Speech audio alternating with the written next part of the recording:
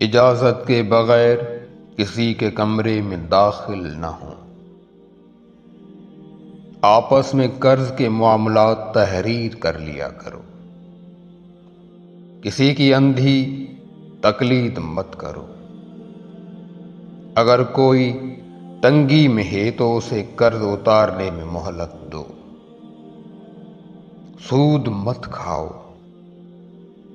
رشوت مت اختیار کرو۔ وعدوں کو پورا کرو۔ آپس میں اعتماد قائم رکھو۔ سچ اور جھوٹ کو آپس میں نہ ملاؤ۔ لوگوں کے درمیان انصاف سے فیصلہ کرو۔ بد زبانی سے بچو۔ غصے کو پی جاؤ۔ دوسروں کے ساتھ بھلائی کرو۔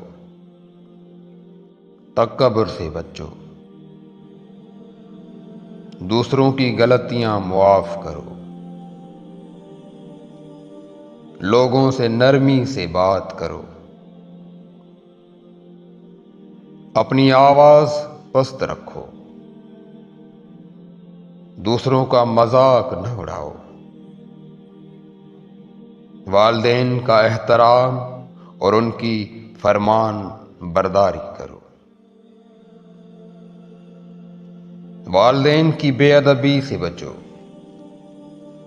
اور ان کے سامنے اف تک نہ کہو۔ اللہ تبارک و تعالی ہمیں ان سب باتوں پر عمل کرنے کی توفیق عطا فرمائے۔